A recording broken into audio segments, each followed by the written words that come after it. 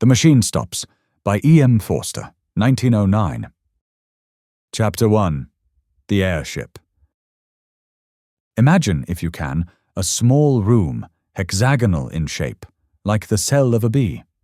It is lighted neither by window nor by lamp, yet it is filled with a soft radiance. There are no apertures for ventilation, yet the air is fresh. There are no musical instruments, and yet, at the moment that my meditation opens, this room is throbbing with melodious sounds. An armchair is in the center, by its side a reading desk that is all the furniture, and in the armchair there sits a swaddled lump of flesh, a woman about 5 feet high, with a face as white as a fungus. It is to her that the little room belongs. An electric bell rang. The woman touched a switch, and the music was silent. I suppose I must see who it is, she thought, and set her chair in motion. The chair, like the music, was worked by machinery, and it rolled her to the other side of the room, where the bell still rang importunately. Who is it? She called. Her voice was irritable, for she had been interrupted often since the music began. She knew several thousand people. In certain directions human intercourse had advanced enormously. But when she listened into the receiver, her white face wrinkled into smiles, and she said, Very well, let us talk. I will isolate myself. I do not expect anything important will happen for the next 5 minutes, for I can give you fully 5 minutes, Kuno. Then I must deliver my lecture on music during the Australian period. She touched the isolation knob so that no one else could speak to her. Then she touched the lighting apparatus, and the little room was plunged into darkness. Be quick, she called, her irritation returning. Be quick, Kuno. Here I am in the dark, wasting my time. But it was fully 15 seconds before the round plate that she held in her hands began to glow. A faint blue light shot across it, darkening to purple, and presently she could see the image of her son, who lived on the other side of the earth, and he could see her. Kuno, how slow you are. He smiled gravely. I really believe you enjoy dawdling.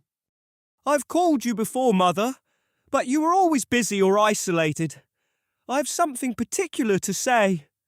What is it, dearest boy? Be quick. Why could you not send it by pneumatic post? Because I prefer saying such a thing. Well? I want you to come and see me. Vashanti watched his face in the blue plate. But I can see you, she exclaimed. What more do you want? I want to see you not through the machine, said Kuno. I want to speak to you not through the wearisome machine. Oh, hush, said his mother, vaguely shocked. You mustn't say anything against the machine. Why not? One mustn't. You talk as if a god had made the machine, cried the other. I believe that you pray to it when you are unhappy. Men made it. Do not forget that. Great men, but men. The machine is much, but it is not everything. I see something like you in this plate, but I do not see you. I hear something like you through this telephone, but I do not hear you.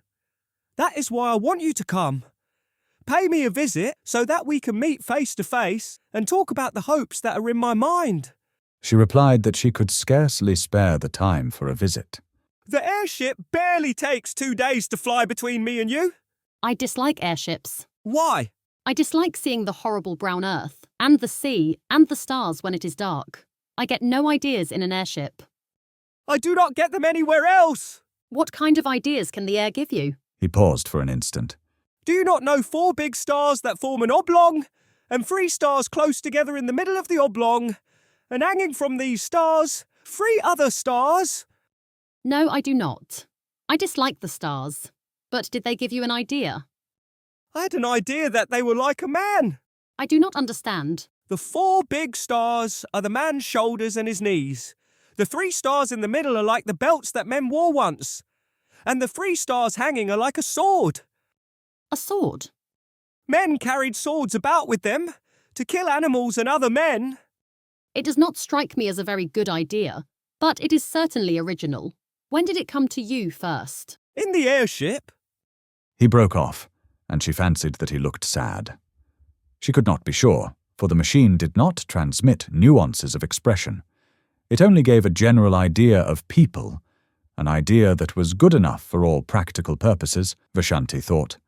The imponderable bloom, declared by a discredited philosophy to be the actual essence of intercourse, was rightly ignored by the machine, just as the imponderable bloom of the grape was ignored by the manufacturers of artificial fruit. Something good enough had long since been accepted by our race. The truth is, He continued, that I want to see these stars again. They are curious stars. I want to see them not from the airship, but from the surface of the earth as our ancestors did, thousands of years ago. I want to visit the surface of the earth. She was shocked again. Mother, you must come, if only to explain to me what is the harm of visiting the surface of the earth. No harm, She replied, controlling herself. but no advantage. The surface of the earth is only dust and mud. No advantage. No life remains on it, and you would need a respirator, or the cold of the outer air would kill you. One dies immediately in the outer air. I know. Of course I shall take all precautions. And besides, She considered, and chose her words with care. Her son had a queer temper, and she wished to dissuade him from the expedition. it is contrary to the spirit of the age. She asserted. Do you mean by that contrary to the machine? In a sense, but His image is the blue plate faded. Kuno. He had isolated himself. For a moment, Vashanti felt lonely. Then she generated the light and the sight of her room, flooded with radiance and studded with electric buttons, revived her. There were buttons and switches everywhere, buttons to call for food, for music, for clothing. There was the hot bath button, by pressure of which a basin of imitation marble rose out of the floor, filled to the brim with a warm, deodorized liquid. There was the cold bath button. There was the button that produced literature. And there were, of course, the buttons by which she communicated with her friends. The room, though it contained nothing, was in touch with all that she cared for in the world. Vashanti's next move was to turn off the isolation switch, and all the accumulations of the last 3 minutes burst upon her. The room was filled with the noise of bells and speaking tubes. What was the new food like? Could she recommend it? Has she had any ideas lately? Might one tell her one's own ideas? Would she make an engagement to visit the public nurseries at an early date? Say, this day month? To most of these questions she replied with irritation, a growing quality in that accelerated age. She said that the new food was horrible, that she could not visit the public nurseries through press of engagements, that she had no ideas of her own but had just been told one, that 4 stars and 3 in the middle were like a man. She doubted there was much in it.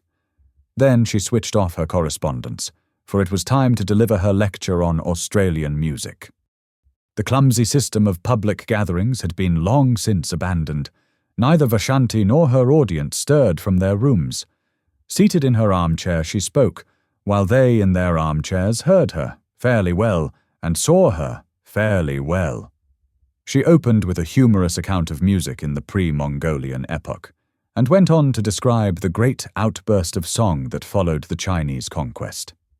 Remote and primeval as were the methods of Ai Sun So and the Brisbane school, she yet felt, she said, that study of them might repay the musicians of today.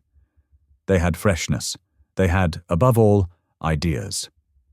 Her lecture, which lasted 10 minutes, was well received, and at its conclusion she and many of her audience listened to a lecture on the sea. There were ideas to be got from the sea. The speaker had donned a respirator and visited it lately. Then she fed, talked to many friends, had a bath, talked again, and summoned her bed. The bed was not to her liking. It was too large, and she had a feeling for a small bed. Complaint was useless, for beds were of the same dimension all over the world, and to have had an alternative size would have involved vast alterations in the machine. Vashanti isolated herself. It was necessary, for neither day nor night existed under the ground, and reviewed all that had happened since she had summoned the bed last. Ideas? Scarcely any. Events? Was Kuno's invitation an event? By her side, on the little reading desk, was a survival from the ages of litter. One book. This was the Book of the Machine. In it were instructions against every possible contingency. If she was hot or cold or dyspeptic or at a loss for a word, she went to the book, and it told her which button to press. The Central Committee published it. In accordance with a growing habit, it was richly bound. Sitting up in the bed, she took it reverently in her hands. She glanced round the glowing room as if someone might be watching her. Then, half ashamed, half joyful, she murmured, "Oh, machine," and raised the volume to her lips. Thrice she kissed it, thrice inclined her head, thrice she felt the delirium of acquiescence. Her ritual performed, she turned to page 1367, which gave the times of the departure of the airships from the island in the southern hemisphere, under whose soil she lived, to the island in the northern hemisphere, whereunder lived her son. She thought, "I have not the time." She made the room dark and slept. She awoke and made the room light. She ate and exchanged ideas with her friends, and listened to music and attended lectures. She made the room dark and slept. Above her, beneath her, and around her, the machine hummed eternally. She did not notice the noise, for she had been born with it in her ears. The earth, carrying her, hummed as it sped through silence, turning her now to the invisible sun, now to the invisible stars. She awoke and made the room light. "Kuno?" I will not talk to you. He answered. Until you come. "Have you been on the surface of the earth since we spoke last?" His image faded. Again she consulted the book. She became very nervous and lay back in her chair, palpitating. Think of her as without teeth or hair. Presently she directed the chair to the wall and pressed an unfamiliar button. The wall swung apart slowly. Through the opening she saw a tunnel that curved slightly, so that its goal was not visible. Should she go to see her son, here was the beginning of the journey. Of course she knew all about the communication system. There was nothing mysterious in it. She would summon a car, and it would fly with her down the tunnel until it reached the lift that communicated with the airship station. The system had been in use for many, many years, long before the universal establishment of the machine. And of course she had studied the civilization that had immediately preceded her own, the civilization that had mistaken the functions of the system and had used it for bringing people to things instead of for bringing things to people. Those funny old days, when men went for change of air instead of changing the air in their rooms. And yet she was frightened of the tunnel. She had not seen it since her last child was born. It curved, but not quite as she remembered.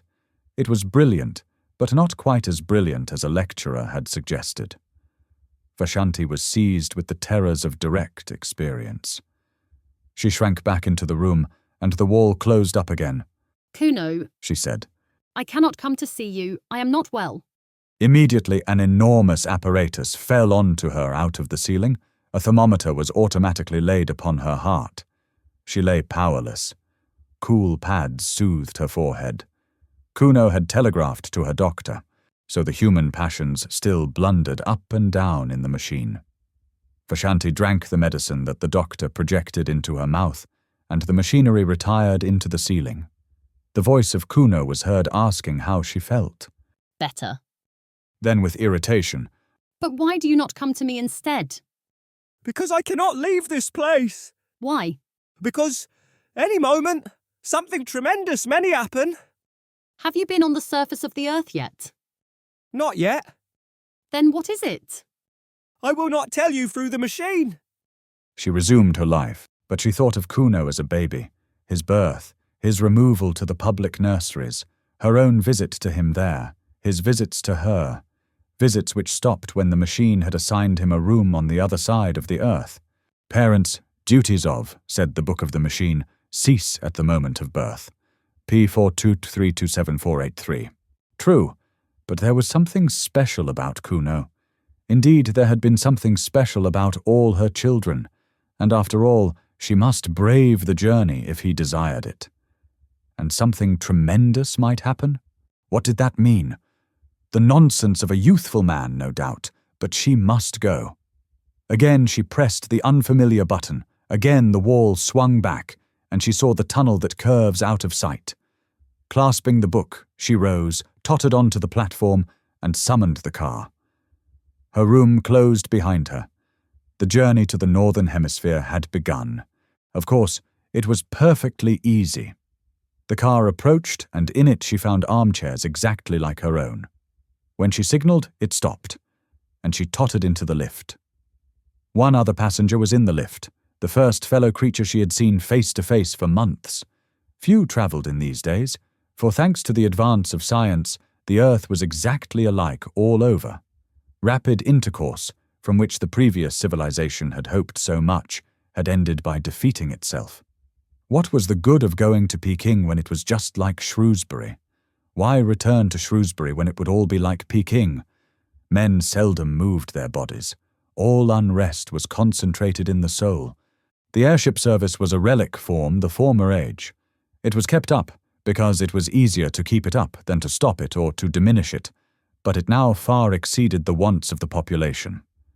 Vessel after vessel would rise from the vomitories of Rye or of Christchurch, I use the antique names, would sail into the crowded sky and would draw up at the wharves of the south, empty. So nicely adjusted was the system, so independent of meteorology, that the sky, whether calm or cloudy, resembled a vast kaleidoscope whereon the same patterns periodically recurred. The ship on which Vashanti sailed started now at sunset, now at dawn. But always, as it passed above Rias, it would neighbour the ship that served between Helsingfors and the Brazils, and every third time it surmounted the Alps, the fleet of Palermo would cross its track behind. Night and day, wind and storm, tide and earthquake, impeded man no longer. He had harnessed Leviathan. All the old literature with its praise of nature and its fear of nature rang false as the prattle of a child. Yet, as Vashanti saw the vast flank of the ship, stained with exposure to the outer air, her horror of direct experience returned. It was not quite like the airship in the cinematophoto. For one thing it smelt, not strongly or unpleasantly, but it did smell, and with her eyes shut she should have known that a new thing was close to her. Then she had to walk to it from the lift, had to submit to glances from the other passengers. The man in front dropped his book. No great matter, but it disquieted them all. In the rooms, if the book was dropped, the floor raised it mechanically, but the gangway to the airship was not so prepared, and the sacred volume lay motionless. They stopped. The thing was unforeseen, and the man, instead of picking up his property, felt the muscles of his arm to see how they had failed him. Then someone actually said with direct utterance, "We shall be late." And they trooped on board, Vashanti treading on the pages as she did so. Inside, her anxiety increased. The arrangements were old-fashioned and rough. There was even a female attendant, to whom she would have to announce her wants during the voyage. Of course, a revolving platform ran the length of the boat, but she was expected to walk from it to her cabin. Some cabins were better than others, and she did not get the best. She thought the attendant had been unfair, and spasms of rage shook her. The glass valves had closed, she could not go back. She saw at the end of the vestibule the lift in which she had ascended, going quietly up and down, empty. Beneath those corridors of shining tiles were rooms, tier below tier, reaching far into the earth. And in each room there sat a human being, eating or sleeping or producing ideas. And buried deep in the hive was her own room. Vashanti was afraid. "Oh, machine," she murmured, and caressed her book, and was comforted. Then the sides of the vestibule seemed to melt together, as do the passages that we see in dreams. The lift vanished. The book that had been dropped slid to the left and vanished. Polished tiles rushed by like a stream of water. There was a slight jar, and the airship, issuing from its tunnel, soared above the waters of a tropical ocean. It was night. For a moment she saw the coast of Sumatra edged by the phosphorescence of waves and crowned by lighthouses, still sending forth their disregarded beams.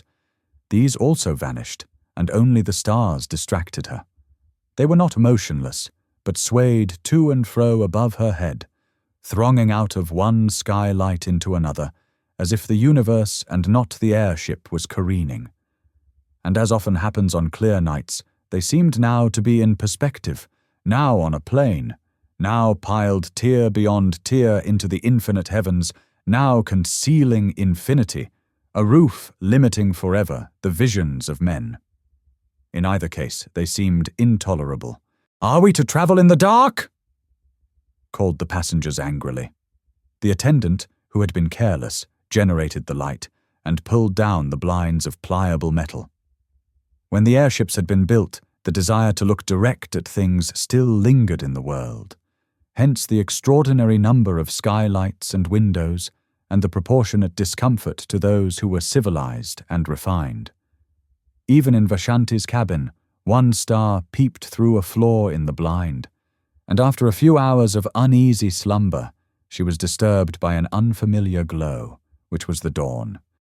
Quick as the ship had sped westwards, the earth had rolled eastwards quicker still, and had dragged back Vashanti and her companions towards the sun. Science could prolong the night, but only for a little, and those high hopes of neutralizing the earth's diurnal revolution had passed, together with hopes that were possibly higher. To keep pace with the sun, or even to outstrip it, had been the aim of the civilization preceding this. Racing aeroplanes had been built for the purpose, capable of enormous speed and steered by the greatest intellects of the epoch. Round the globe they went, round and round, westward, westward, round and round, amidst humanity's applause. In vain.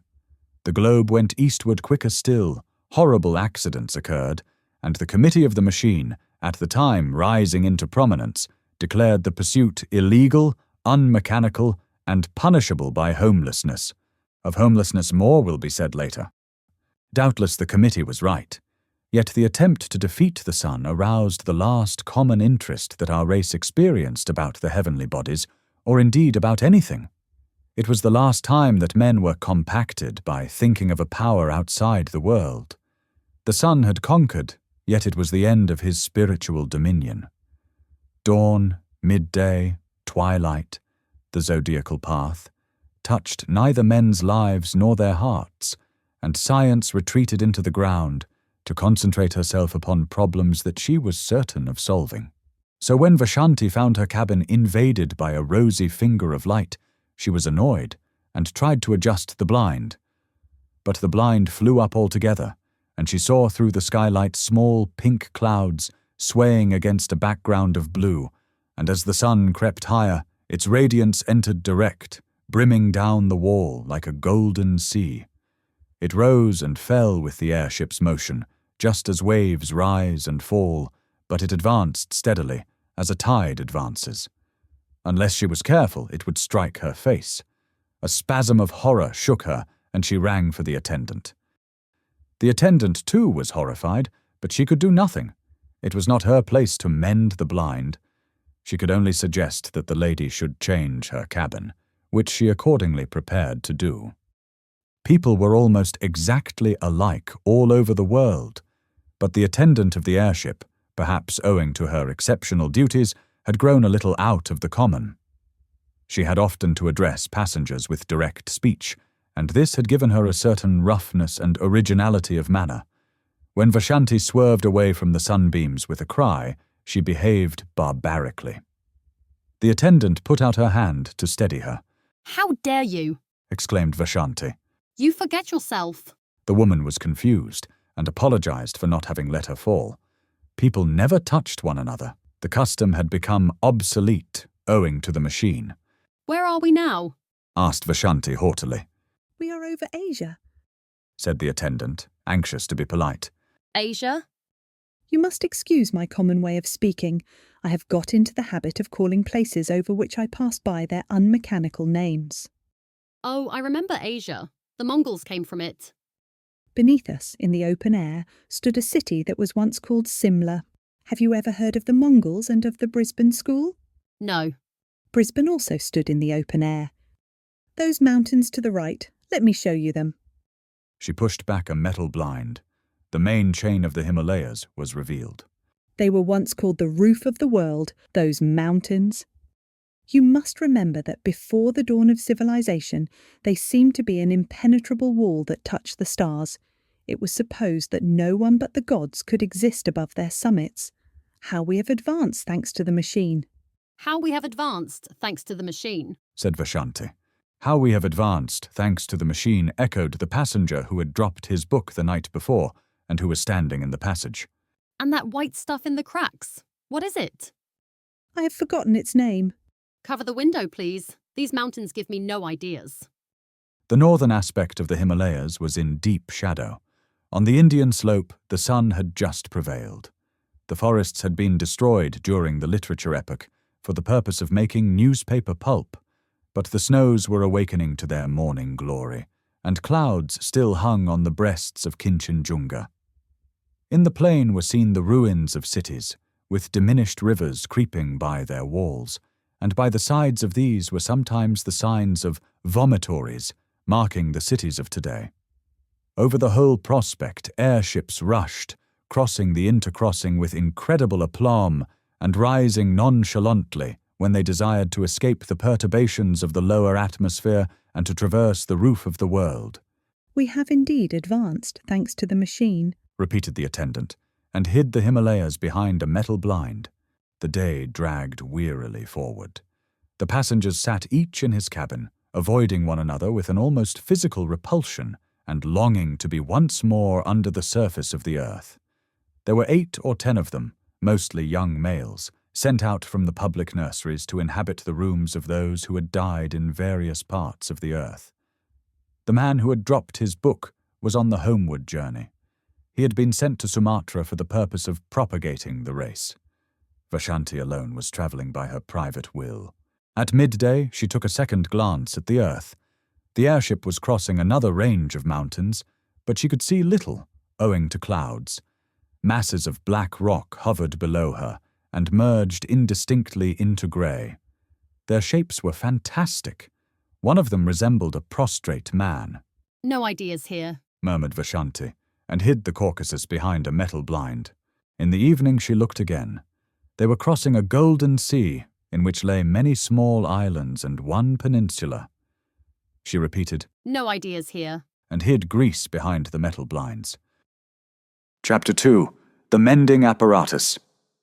By a vestibule, by a lift, by a tubular railway, by a platform, by a sliding door, by reversing all the steps of her departure, did Vashanti arrive at her son's room, which exactly resembled her own. She might well declare that the visit was superfluous. The buttons, the knobs, the reading desk with the book, the temperature, the atmosphere, the illumination, all were exactly the same. And if Kuno himself, flesh of her flesh, stood close beside her at last, what profit was there in that? She was too well bred to shake him by the hand. Averting her eyes, she spoke as follows. Here I am. I have had the most terrible journey and greatly retarded the development of my soul. It is not worth it, Kuno. It is not worth it. My time is too precious. The sunlight almost touched me, and I have met with the rudest people. I can only stop a few minutes. Say what you want to say, and then I must return. I've been threatened with homelessness, said Kuno. She looked at him now. I've been threatened with homelessness, and I could not tell you such a thing through the machine. Homelessness means death. The victim is exposed to the air, which kills him. I've been outside since I spoke to you last. The tremendous thing has happened, and they have discovered me. But why shouldn't you go outside? It is perfectly legal, perfectly mechanical, to visit the surface of the earth. I have lately been to a lecture on the sea. There is no objection to that. One simply summons a respirator and gets an aggression permit. It is not the kind of thing that spiritually minded people do, and I begged you not to do it. But there is no legal objection to it. I did not get an aggression permit. Then how did you get out? I found out a way of my own. The phrase conveyed no meaning to her, and he had to repeat it. A way of your own? She whispered. But that would be wrong. Why? The question shocked her beyond measure. You think it irreligious of me to have found out a way of my own. It was just what the committee thought when they threatened me with homelessness. At this she grew angry. I worship nothing, She cried. I am most advanced. I don't think you irreligious, for there is no such thing as religion left.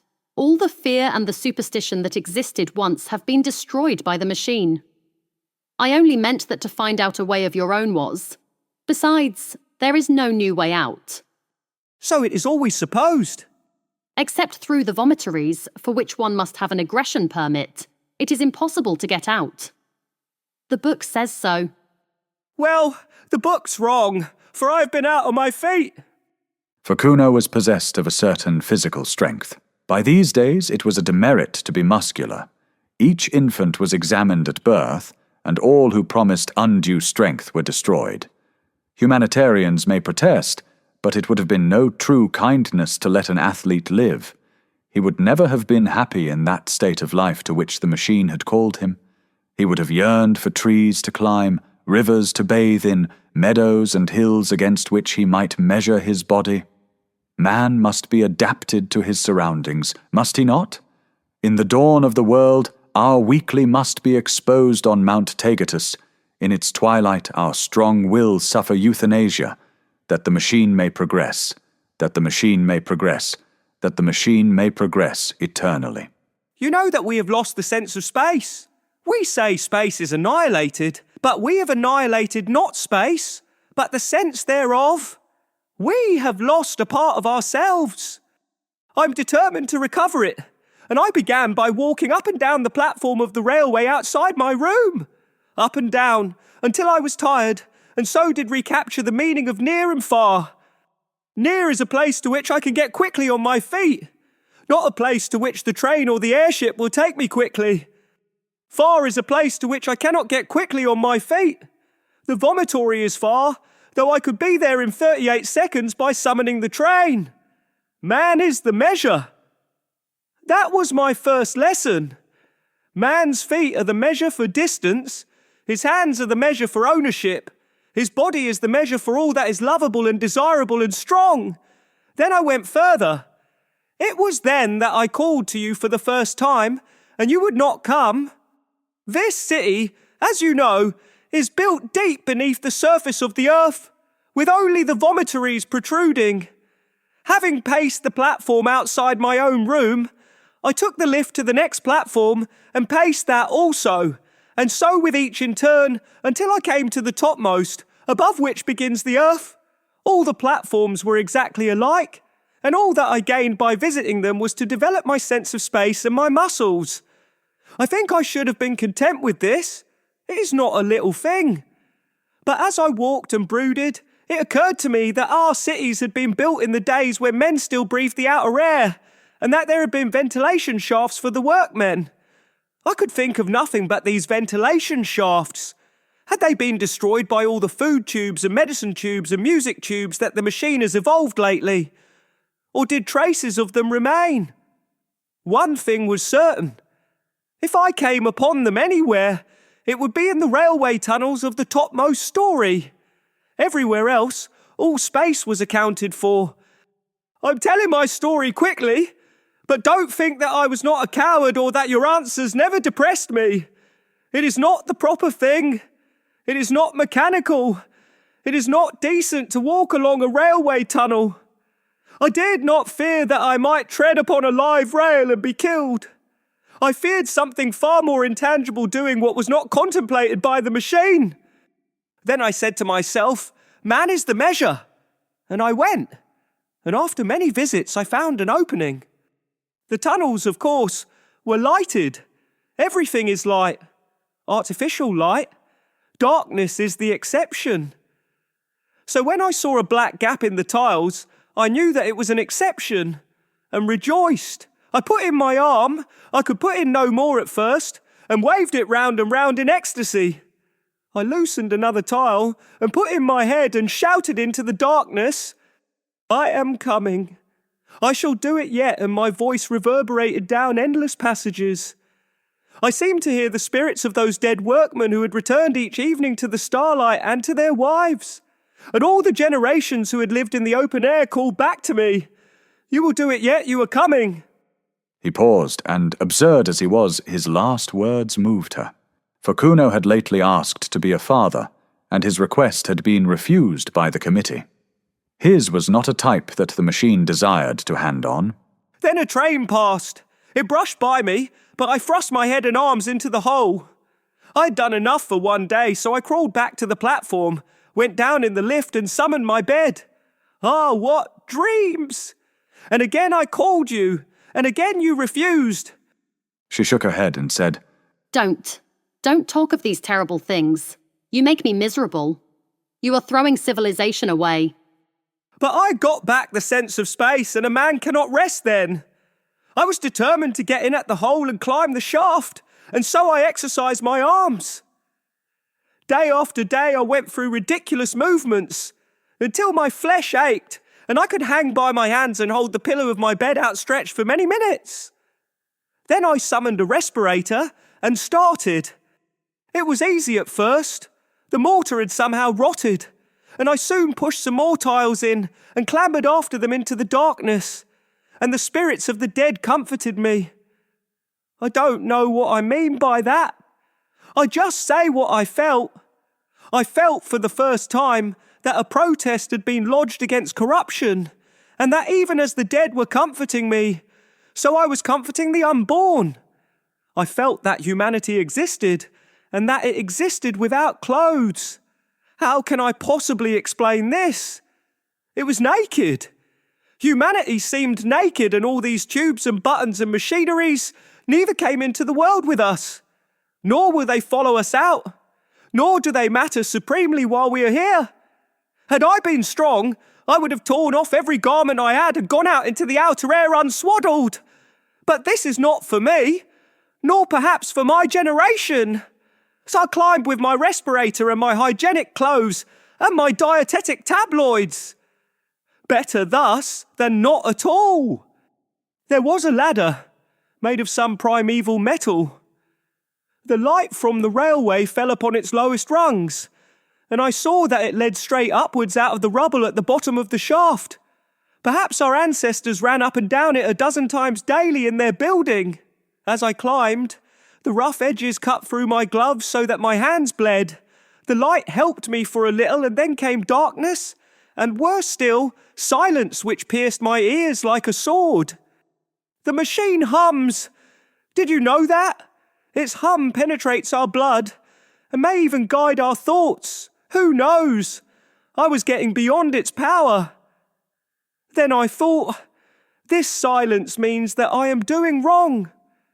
But I heard voices in the silence, and again they strengthened me. He laughed. I had need of them. The next moment I cracked my head against something. She sighed. I had reached one of those pneumatic stoppers that defend us from the outer air. You may have noticed them on the airship. Pitch dark, my feet on the rungs of an invisible ladder, my hands cut. I cannot explain how I lived through this part, but the voices still comforted me, and I felt for fastenings. The stopper, I suppose, was about 8 feet across. I passed my hand over it as far as I could reach. It was perfectly smooth. I felt it almost to the centre. Not quite to the centre, for my arm was too short. Then the voice said, "Jump! It is worth it. There may be a handle in the centre, and you may catch hold of it and so come to us your own way. And if there is no handle, so that you may fall and are dashed to pieces, it is still worth it. You will still come to us your own way." So I jumped. There was a handle and... He paused. Tears gathered in his mother's eyes. She knew that he was fated. If he did not die today, he would die tomorrow. There was not room for such a person in the world. And with her pity, disgust mingled. She was ashamed at having borne such a son, she who had always been so respectable and so full of ideas. Was he really the little boy to whom she had taught the use of his stops and buttons, and to whom she had given his first lessons in the book? The very hair that disfigured his lip showed that he was reverting to some savage type. On atavism, the machine can have no mercy. There was a handle and I did catch it. I hung tranced over the darkness and heard the hum of these workings as the last whisper in a dying dream. All the things I cared about and all the people I'd spoken to through tubes appeared infinitely little. Meanwhile, the handle revolved. My weight had set something in motion and I span slowly and then... I cannot describe it. I was lying with my face to the sunshine. Blood poured from my nose and ears and I heard a tremendous roaring. The stopper, with me clinging to it, had simply been blown out of the earth. And the air that we make down here was escaping through the vent into the air above. It burst up like a fountain. I crawled back to it, for the upper air hurts, and as it were, I took great sips from the edge. My respirator had flown goodness knows here. My clothes were torn. I just lay with my lips close to the hole and I sipped until the bleeding stopped. You can imagine nothing so curious. This hollow in the grass, I will speak of it in a minute. The sun shining into it, not brilliantly but through marbled clouds. The peace, the nonchalance, the sense of space, and brushing my cheek, the roaring fountain of our artificial air. Soon I spied my respirator, bobbing up and down in the current high above my head, and higher still were many airships. But no one ever looks out of airships, and in any case they could not have picked me up. There I was, stranded. The sun shone a little way down the shaft and revealed the topmost rung of the ladder, but it was hopeless trying to reach it. I should either have been tossed up again by the escape, or else have fallen in and died. I could only lie on the grass, sipping and from time to time glancing around me. I knew that I was in Wessex, for I'd taken care to go to a lecture on the subject before starting. Wessex lies above the room in which we are talking now. It was once an important state. Its kings held all the southern coast from the Andrids Wold to Cornwall, while the Wansdyke protected them on the north, running over the high ground. The lecturer was only concerned with the rise of Wessex, so I do not know how long it remained an international power, nor would the knowledge have assisted me. To tell the truth, I could do nothing but laugh during this part. There was I, with a pneumatic stopper by my side and a respirator bobbing over my head, imprisoned all three of us, in a grass-grown hollow that was edged with fern. Then he grew grave again. Lucky for me that it was a hollow. For the air began to fall back into it and to fill it as water fills a bowl. I could crawl about. Presently I stood. I breathed a mixture, in which the air that hurts predominated whenever I tried to climb the sides. This was not so bad. I had not lost my tabloids and remained ridiculously cheerful. And as for the machine, I forgot about it altogether. My one aim now was to get to the top, where the ferns were, and to view whatever objects lay beyond. I rushed the slope. The new air was still too bitter for me, and I came rolling back after a momentary vision of something grey. The sun grew very feeble, and I remembered that he was in Scorpio. I'd been to a lecture on that too. If the sun is in Scorpio, and you are in Wessex, it means that you must be as quick as you can, or it will get too dark. This is the first bit of useful information I've ever got from a lecture, and I expect it will be the last. It made me try frantically to breathe the new air and to advance as far as I dared out of my pond. The hollow filled so slowly. At times, I thought that the fountain played with less vigour. My respirator seemed to dance nearer the earth. The roar was decreasing. He broke off. I don't think this is interesting you. The rest will interest you even less. There are no ideas in it, and I wish that I'd not troubled you to come. We are too different, Mother. She told him to continue. It was evening before I climbed the bank. The sun had very nearly slipped out of the sky by this time, and I could not get a good view. You, who have just crossed the roof of the world, will not want to hear an account of the little hills that I saw, low, colourless hills. But to me they were living, and the turf that covered them was a skin, under which their muscles rippled, and I felt that those hills had called with incalculable force to men in the past, and that men had loved them. Now they sleep, perhaps forever. They commune with humanity in dreams. Happy the man, happy the woman who awakes the hills of Wessex, for though they sleep, they will never die. His voice rose passionately. Cannot you see? Cannot all you lecturers see that it is we that are dying? And that down here, the only thing that really lives is the machine? We created the machine to do our will, but we cannot make it do our will now.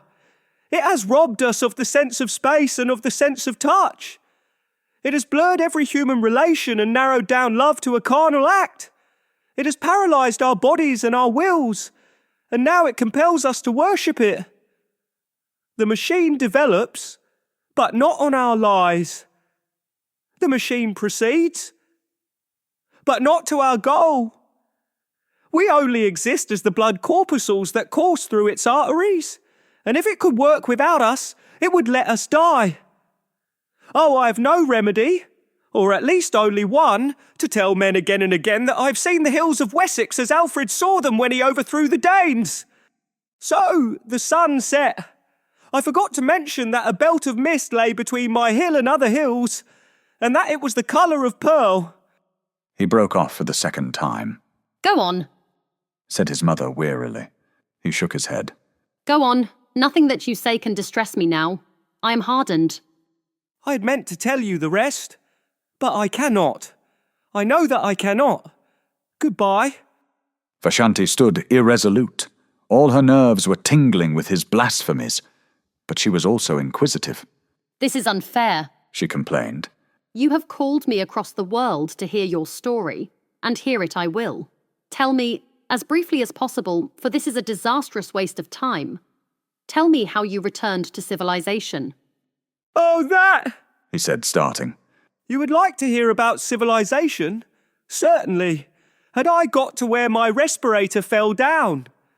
No, but I understand everything now. You put on your respirator and managed to walk along the surface of the earth to a vomitory, and there your conduct was reported to the Central Committee. By no means! He passed his hand over his forehead, as if dispelling some strong impression. Then, resuming his narrative, he warmed to it again. My respirator fell about sunset. I had mentioned that the fountain seemed feebler, had I not? Yes. About sunset, it let the respirator fall. As I said, I had entirely forgotten about the machine, and I paid no great attention at the time, being occupied with other things. I had my pool of air into which I could dip when the outer keenness became intolerable, and which would possibly remain for days, provided that no wind sprang up to disperse it. Not until it was too late did I realise what the stoppage of the escape implied. You see, the gap in the tunnel had been mended. The mending apparatus was after me. One other warning I had, but I neglected it. The sky at night was clearer than it had been in the day, and the moon, which was about half the sky behind the sun, shone into the dell at moments quite brightly. I was in my usual place, on the boundary between the two atmospheres, when I thought I saw something dark move across the bottom of the dell and vanish into the shaft. In my folly, I ran down. I bent over and listened, and I thought I heard a faint scraping noise in the depths. At this, but it was too late. I took alarm. I was determined to put on my respirator and to walk right out of the dell. But my respirator had gone. I knew exactly where it had fallen, between the stopper and the aperture, and I could even feel the mark that it had made in the turf. It had gone, and I realised that something evil was at work, and I had better escape to the other air, and if I must die running towards the cloud that had been the colour of a pearl. I never started. Out of the shaft, it is too horrible. A worm, a long white worm, had crawled out of the shaft and glided over the moonlit grass. I screamed. I did everything that I should not have done. I stamped upon the creature instead of flying from it, and it at once curled round my ankle. Then we fought. The worm let me run all over the dell, but edged up my leg as I ran. Help! I cried. That part is too awful. It belongs to the part that you will never know. Help! I cried. Why cannot we suffer in silence? Help! I cried. When my feet were wound together, I fell. I was dragged away from the dear ferns and the living hills, and past the great metal stopper. I can tell you this part. And I thought it might save me again if I caught hold of the handle. It also was enwrapped. It also. Oh, the whole dell was full of the things. They were searching it in all directions. They were denuding it. And the white snouts of others peeped out of the hole, ready if needed. Everything that could be moved they brought. Brushwood, bundles of fern, everything. And down we all went intertwined into hell. The last things that I saw were the stopper closed after us, were certain stars, and I felt that a man of my sort lived in the sky. For I did fight, I fought till the very end, and it was only my head hitting against the ladder that quieted me. I woke up in this room. The worms had vanished. I was surrounded by artificial air, artificial light, artificial peace, and my friends were calling to me down speaking tubes to know whether I'd come across any new ideas lately. Here his story ended. Discussion of it was impossible, and Vashanti turned to go. It will end in homelessness, She said quietly. I wish it would, Retorted Kuno. The machine has been most merciful. I prefer the mercy of God. By that superstitious phrase, do you mean that you could live in the outer air? Yes. Have you ever seen round the vomitories, the bones of those who were extruded after the Great Rebellion? Yes. They were left where they perished for our edification. A few crawled away, but they perished too. Who can doubt it? And so with the homeless of our own day. The surface of the earth supports life no longer. Indeed. Ferns and a little grass may survive, but all higher forms have perished. Has any airship detected them? No. Has any lecturer dealt with them? No. Then why this obstinacy? Because I have seen them. He exploded. Seen what? Because I've seen her in the twilight. Because she came to my help when I called. Because she, too, was entangled by the worms. And luckier than I, was killed by one of them piercing her throat. He was mad. Vashanti departed, and in the troubles that followed, she never saw his face again. Chapter 3. The Homeless. During the years that followed Kuno's escapade, two important developments took place in the machine. On the surface they were revolutionary, but in either case men's minds had been prepared beforehand, and they did but express tendencies that were latent already. The first of these was the abolition of respirator. Advanced thinkers, like Vashanti, had always held it foolish to visit the surface of the earth. Airships might be necessary, but what was the good of going out for mere curiosity and crawling along for a mile or two in a terrestrial motor? The habit was vulgar and perhaps faintly improper. It was unproductive of ideas and had no connection with the habits that really mattered. So respirators were abolished, and with them, of course, the terrestrial motors. And except for a few lecturers who complained that they were debarred access to their subject matter, the development was accepted quietly. Those who still wanted to know what the earth was like had, after all, only to listen to some gramophone or to look into some cinematophote. And even the lecturers acquiesced when they found that a lecture on the sea was none the less stimulating when compiled out of other lectures that had already been delivered on the same subject. Beware of first-hand ideas, Exclaimed one of the most advanced of them. First-hand ideas do not really exist. They are but the physical impressions produced by living and fearing. On this gross foundation, who could erect a philosophy? Let your ideas be second-hand and, if possible, tenth-hand, for then they will be far removed from that disturbing element. Direct observation. Do not learn anything about this subject of mine, the French Revolution. Learn instead what I think that Urizen thought Gutch thought Ho Young thought Chibo Singh thought Lafcadio Hearn thought Carlyle thought Mirabeau said about the French Revolution. Through the medium of these 10 great minds, the blood that was shed at Paris, and the windows that were broken at Versailles, will be clarified to an idea which you may employ most profitably in your daily lives.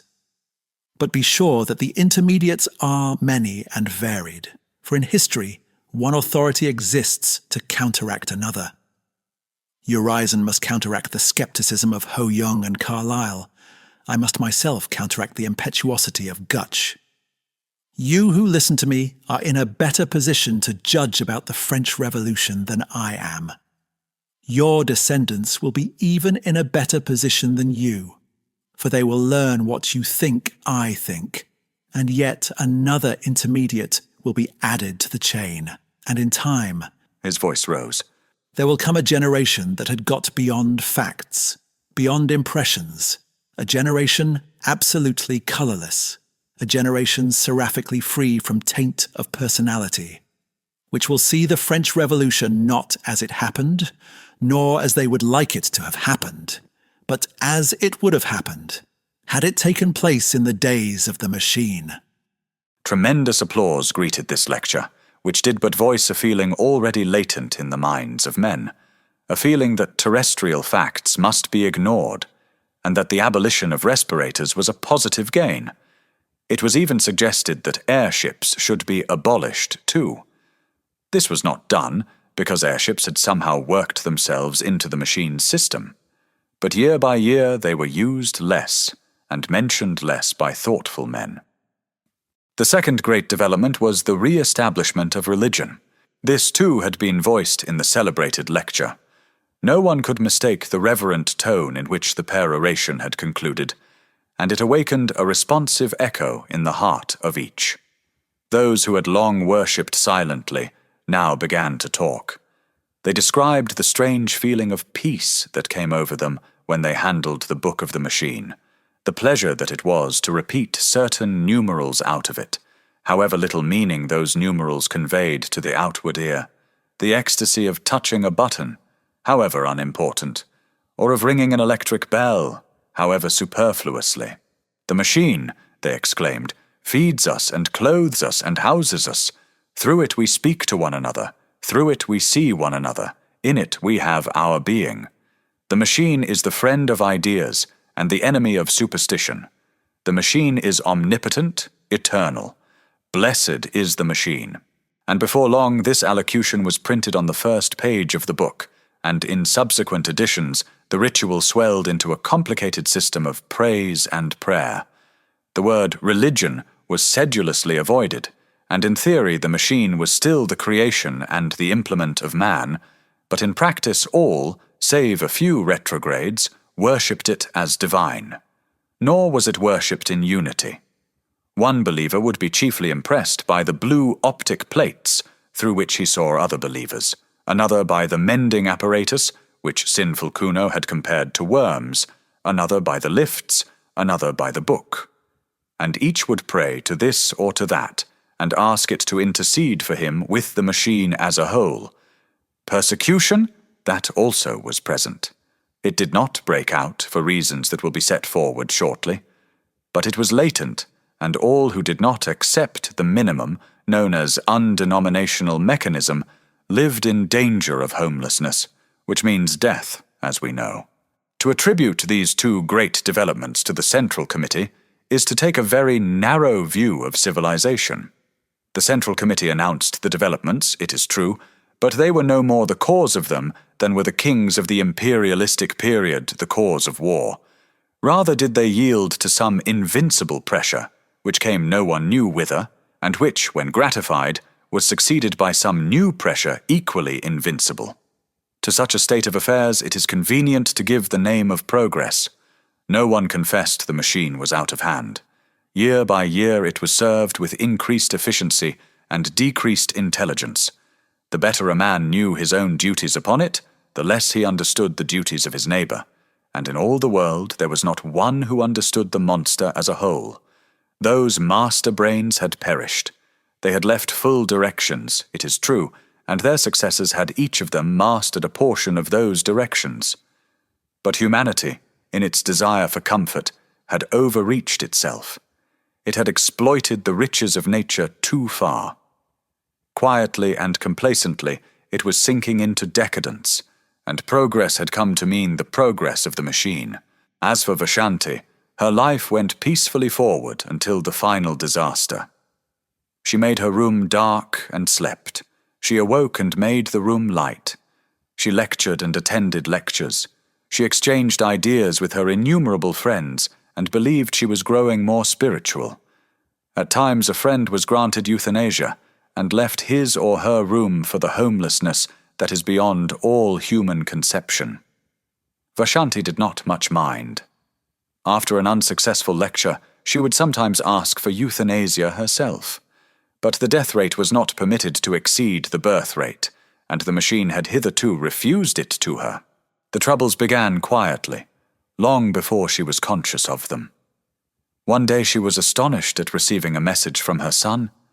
They never communicated, having nothing in common, and she had only heard indirectly that he was still alive, and had been transferred from the northern hemisphere, where he had behaved so mischievously, to the southern. Indeed, to a room not far from her own. Does he want me to visit him? She thought. Never again, never. And I have not the time. No, it was madness of another kind. He refused to visualize his face upon the blue plate, and speaking out of the darkness with solemnity said, The machine is stopping, I know it, I know the signs. She burst into a peal of laughter. He heard her and was angry, and they spoke no more. Can you imagine anything more absurd? She cried to a friend. A man who was my son believes that the machine is stopping. It would be impious if it was not mad. The machine is stopping, Her friend replied. What does that mean? The phrase conveys nothing to me. Nor to me. He does not refer, I suppose, to the trouble there has been lately with the music. Oh, no, of course not. Let us talk about music. Have you complained to the authorities? Yes, and they say it wants mending, and referred me to the committee of the mending apparatus. I complained of those curious gasping sighs that disfigure the symphonies of the Brisbane school. They sound like someone in pain. The committee of the mending apparatus say that it shall be remedied shortly. Obscurely worried, she resumed her life. For one thing, the defect in the music irritated her. For another thing, she could not forget Kuno's speech. If he had known that the music was out of repair, he could not know it, for he detested music. If he had known that it was wrong, the machine stops was exactly the venomous sort of remark he would have made. Of course he had made it at a venture, but the coincidence annoyed her, and she spoke with some petulance to the committee of the mending apparatus. They replied, as before, that the defect would be set right shortly. Shortly, at once, She retorted.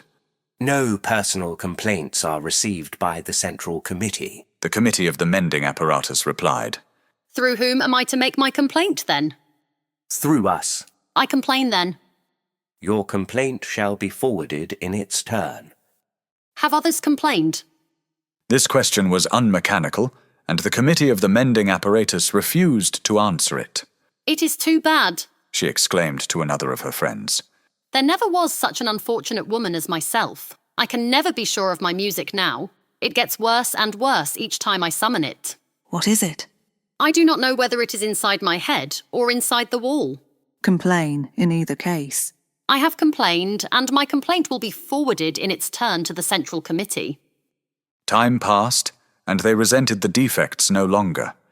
The defects had not been remedied, but the human tissues in that latter day had become so subservient that they readily adapted themselves to every caprice of the machine.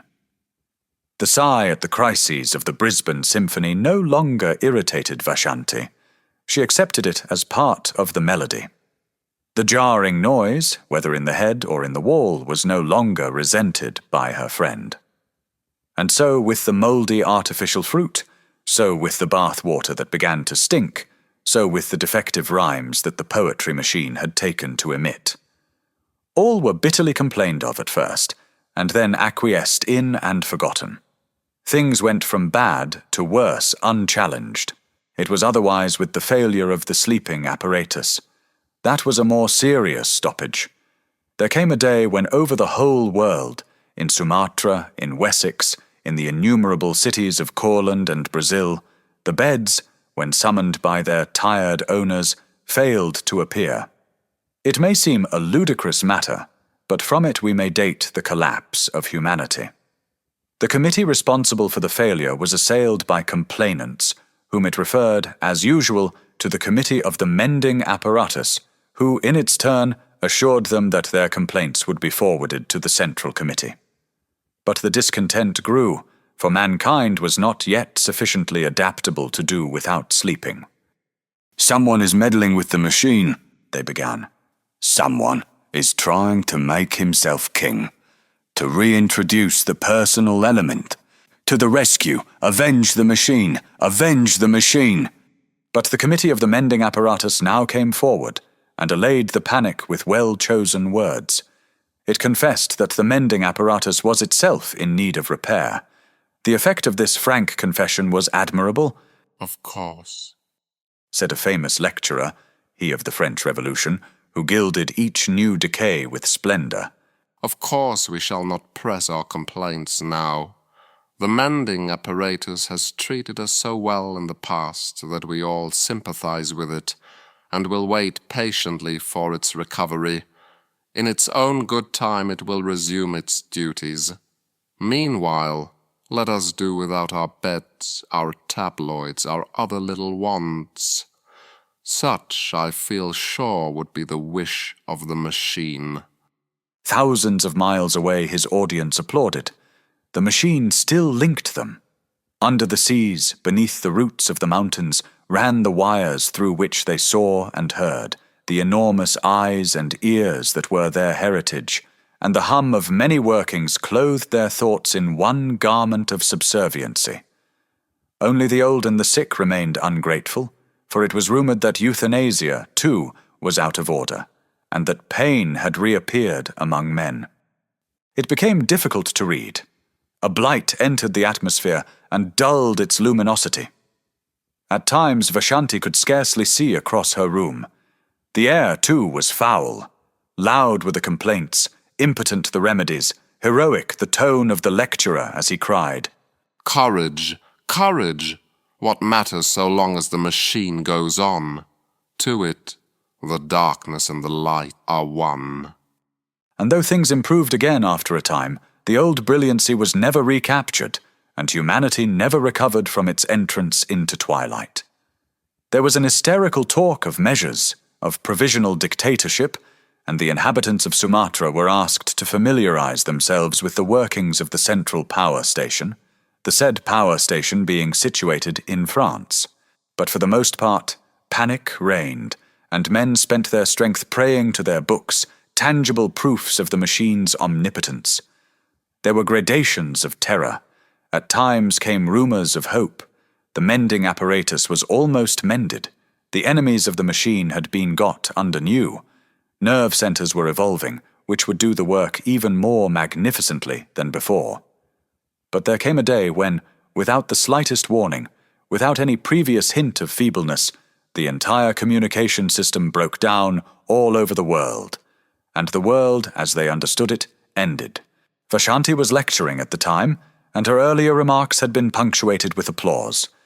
As she proceeded, the audience became silent, and at the conclusion there was no sound. Somewhat displeased, she called to a friend who was a specialist in sympathy. No sound. Doubtless the friend was sleeping.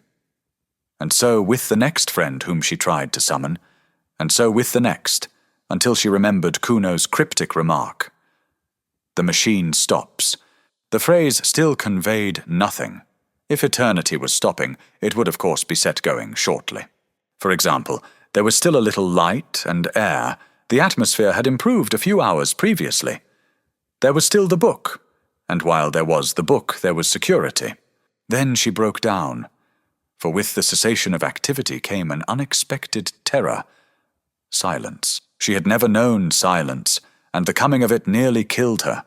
It did kill many thousands of people outright. Ever since her birth she had been surrounded by the steady hum. It was to the ear what artificial air was to the lungs, and agonizing pains shot across her head.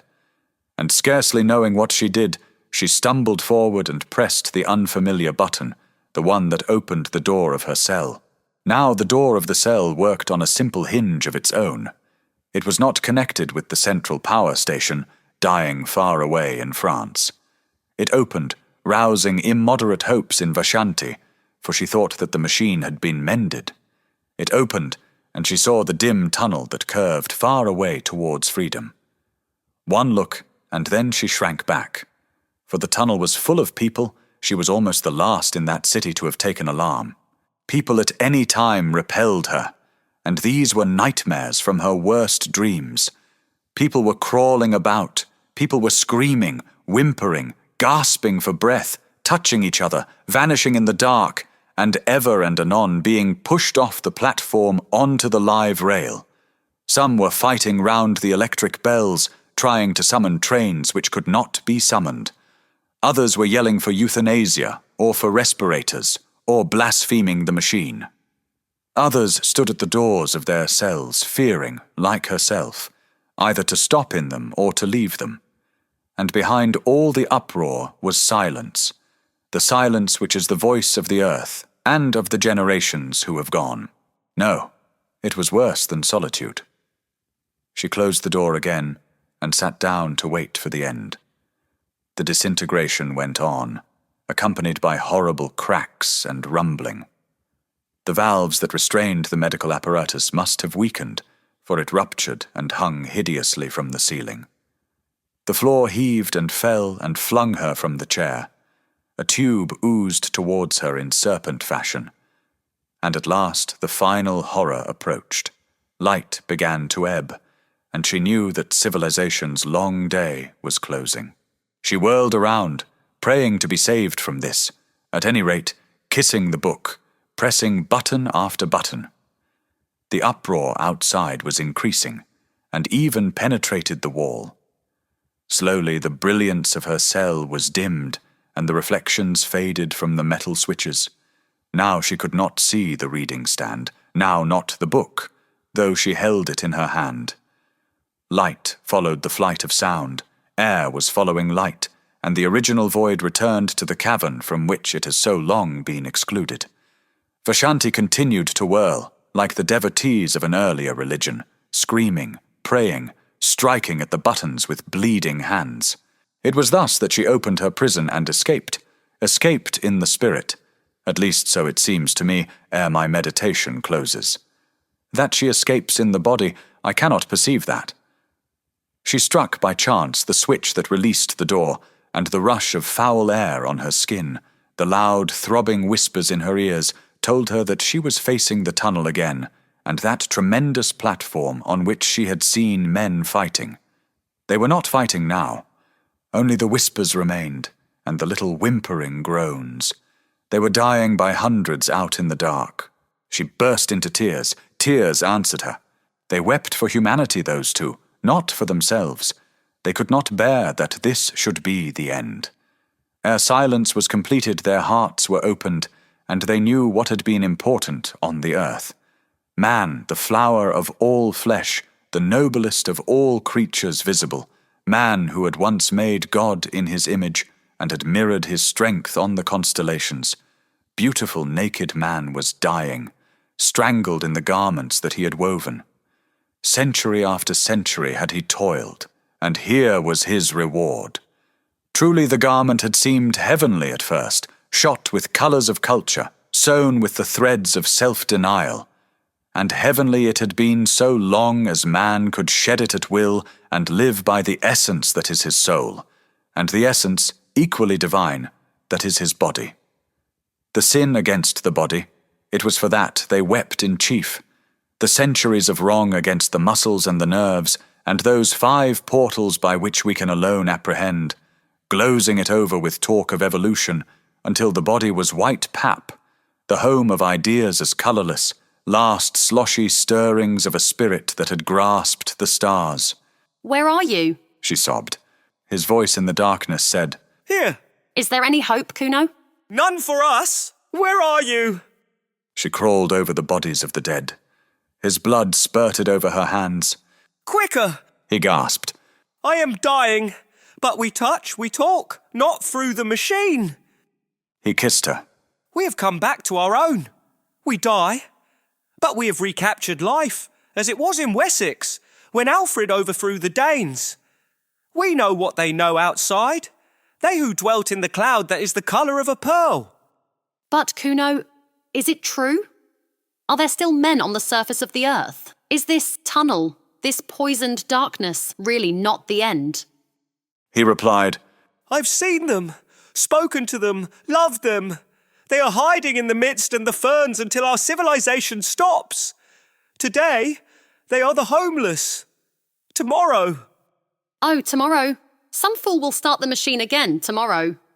Never, said Kuno. Never. Humanity has learned its lesson. As he spoke, the whole city was broken like a honeycomb. An airship had sailed in through the vomitory into a ruined wharf. It crashed downwards, exploding as it went, rending gallery after gallery with its wings of steel. For a moment they saw the nations of the dead, and before they joined them, scraps of the untainted sky. The Machine Stops was first published in the Oxford and Cambridge Review in 1909.